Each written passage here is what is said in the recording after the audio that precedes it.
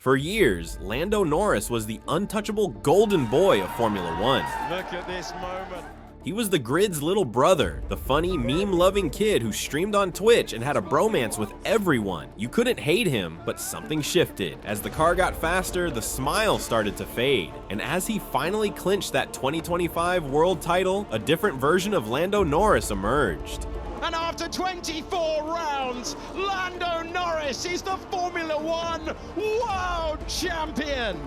Norris. Winning the championship didn't humble him, it validated his worst behaviors. Suddenly, the nice guy persona began to crack. The jokes started sounding like passive-aggressive jabs. The radio messages turned into toxic outbursts, and the underdog story transformed into a narrative of entitlement. Now, in 2026, looking back, the sentiment in the paddock has changed drastically. Drivers are wary of him, teammates are exhausted, and a large section of the fan base has turned against him. The question is, did Lando Norris change, or did the pressure just reveal who he really was all along? To understand why people have soured on Lando, look at the Oscar Piastri effect. Lando was comfortable being the star at McLaren while destroying Daniel Ricciardo. It's easy to be the nice guy when you have no threat, but then Oscar Piastri walked in. Oscar is cold, clinical, and surgically precise. When Oscar loses, he analyzes data and moves on. When Lando loses, the world sees a meltdown. The arrival of a teammate who didn't bow down to Lando's seniority exposed a deep-seated insecurity seen in moments like the team orders drama in Hungary 2024.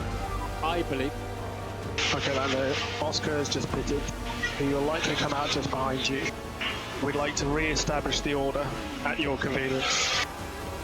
Whenever the team asked Lando to support Oscar, the mood shifted. That wasn't a team player. That was a driver fighting for his own ego. There is a specific kind of arrogance that drivers can't stand, and it's not the outright confidence of someone like Max Verstappen, who owns his belief that he is the best. Lando's arrogance is different. It's disguised as victimhood. It's the poor me narrative. When things go wrong, it's never just a bad day. It's a tragedy blamed on strategy, tires, or the team. This constant externalization of blame rubs other drivers the wrong way because they are all dealing with the same variables. The radio comms are where this becomes most obvious. The way Lando speaks to his highly trained race engineer often crosses the line from heat of the moment to genuine disrespect. We have all heard the snapping and sarcasm.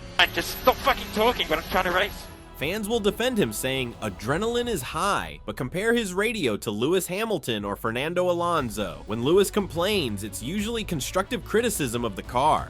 It's a P5. He lost a lot of time in traffic, and then the rest we need to investigate and pick up this. When Lando complains, it often feels personal, like he is fighting against his team rather than with them. Over a 24-race season, that energy is draining for everyone. Then there is the issue of his jokes. Lando's humor was his shield, but recently it has become a weapon. His comments towards other drivers, particularly those in slower cars, often come off not as banter, but as punching down. There is a fine line between being cheeky and being disrespectful. Lando often has a lot to say when a rival messes up, but when he makes a mistake, it's silence or deflection. This double standard is noticed by the grid. You cannot be the class clown when you are winning, but the sulking child when you are losing. The grid respects consistency, like Kimi's constant grumpiness or Max's relentless aggression. Lando fluctuates so wildly based on his result that it feels disingenuous. Let's talk about the friendship with Max Verstappen. The Lando and Max content fueled F1 social media for years, but everyone knew that friendship had an expiration date, the moment they touched wheels in Austria 2024. When that inevitable clash finally happened, Lando's reaction was telling. He didn't just handle it as a racing incident.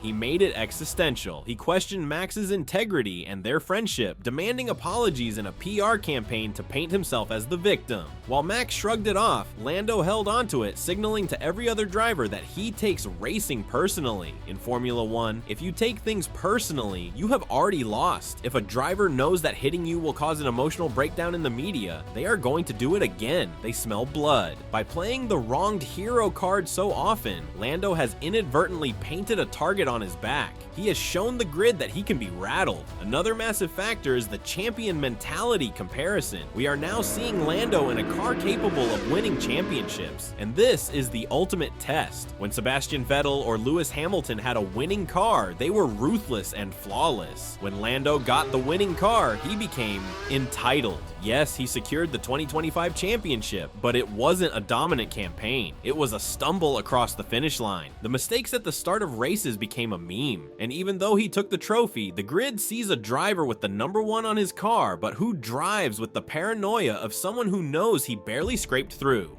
In the Shark Tank of F1, weakness is despised. There is also the narrative of gratitude. Lando has been at McLaren his whole career. The team built everything around him and paid him a fortune before he ever won a race. Yet, in the last year, whenever the car wasn't perfect, Lando's body language suggested he was being let down. The constant head shaking and slumped shoulders send a message to the hundreds of people at the factory: you aren't good enough for me. Compare that to Charles Leclerc at Ferrari, who has suffered more heartbreak but almost never throws the team under the bus publicly. He takes the blame even when it's not his fault. That breeds loyalty. Lando's approach breeds fear. The media has played a role in this too. For years, the British media protected Lando, but now that expectations are higher, the protection is gone. Every error is magnified. Because Lando is so online, he is hyper aware of what is being said. He reads the comments and sees the memes, and you can tell it affects his driving. We saw moments where he would try too hard to prove a point, leading to clumsy errors. A driver battling the narrative is a distracted driver. Then there is the rich kid stigma. It was hidden by his goofy personality. But now that the personality has hardened, the complaints have resurfaced. The perception is that things have always come relatively easy to him. When things get tough now, the perception, fair or unfair, is that he doesn't have the grit to dig himself out of the trenches like an Ocon or Hamilton. He expects the car to be fixed, and when it's not, he doesn't know how to hustle a result in a dirty car the way Alonso does. It's important to note that hate in F1 is often a sign of success. Nobody hated Lando when he was finishing P7. They hate him now because he is a threat, but the type of dislike Lando is generating is unique. It's not the fear-based dislike for Schumacher or the annoyance with Vettel's dominance. It's an irritation with his character. It feels like we are watching a massive case of imposter syndrome playing out on live TV. Lando knows he has the talent and the car, but deep down, there seems to be a voice telling him he doesn't belong at the top table with Max and Lewis. That internal conflict manifests as lashing out. Look at the cooldown room interactions. In the past, Lando was the center of conversation. Now he often sits in the corner, isolated. The body language of the other drivers towards him is telling. The warmth is gone. It's strictly professional. For a driver who thrived on being the friend of the grid, that isolation must be terrifying. The irony is that Lando Norris is exactly what he claimed he wasn't. He spent years telling us he was just a normal guy who loves racing. But the fame and pressure have created a bubble around him. The relatability is now just a marketing slogan. Is it too late for him to fix this image? No.